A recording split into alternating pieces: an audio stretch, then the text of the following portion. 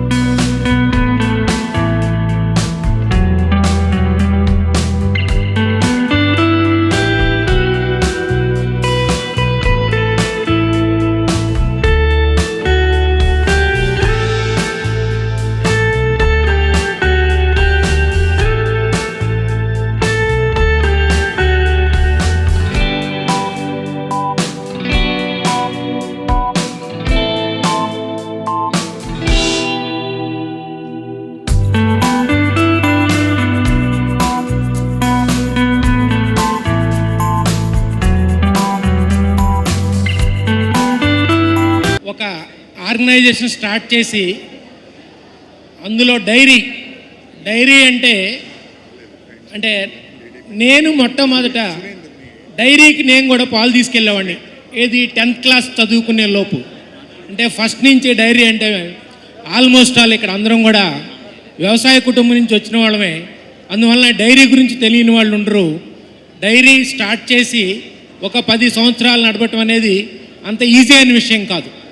యాక్చువల్గా ఇక్కడ మన మినిస్టర్స్ అనుకుంటే కనుక వాళ్ళకు ఒక విన్నపం చేద్దాం అనుకున్నాను. నార్మల్గా పాలు అనగానే కల్తీ అనే ఒక చెడు ప్రచారం ఉంది. ఆ చెడు ప్రచారాన్ని పోగొట్టాలంటే మన గవర్నమెంట్ ఆర్గనైజేషన్స్ ప్రాపర్గా వర్క్ చేసి కల్తీ పాలను నిరోధిస్తే కనుక ఇలా నాణ్యతతో ముందుకెళ్తున్న శ్రీచక్ర డైరీ లాంటి వాటికి మంచి మనుగడ ఉంటుంది. గవర్నమెంట్ ఆర్గనైజేషన్స్ ఈ విషయంలో తగు జాగ్రత్తలు తీసుకోవాలని కోరుతున్నాను. అలానే ఈ యొక్క శ్రీచక్ర డైరీని రామాంజనేయులు గారు, సత్యనారాయణ గారు వీళ్ళు స్థాపించి 10 సంవత్సరాలు అవుతుంది. ఈ 10 సంవత్సరాల్లో అంటే వీళ్ళ ఒక మైల్ స్టోన్ లాంటిది వాళ్ళది. ఇలాంటి ఎన్నో మైల్ స్టోన్స్ని వీళ్ళు రీచ్ అవ్వాలని, మార్కెట్లో మంచి పేరు తెచ్చుకోవాలని, నాణ్యమైన ఉత్పాదనలు ఇవ్వాలని కోరుకుంటున్నాము. అలానే శ్రీచక్ర డైరీ వారికి అంటే మా యొక్క విజేత సూపర్ మార్కెట్స్లో వాళ్ళకు కావాల్సిన సహకారాన్ని తప్పనిసరిగా ఇస్తామని, మా ప్లాట్ఫామ్ని వాళ్ళు లీడ్ చేసుకోవచ్చు అని చెప్పి నేను వారికి ఈ సభాముఖంగా తెలియజేస్తున్నాను. ఈ యొక్క 10 సంవత్సరాల యొక్క 10 years సెలబ్రేషన్స్లో పార్టిసిపేట్ చేసే అవకాశం నాకు ఇచ్చినందుకు వాళ్ళకి ధన్యవాదాలు తెలియజేస్తున్నాను. Thank you very much. Thank you sir. Thank you so much sir. Thanks for coming and gracing the event.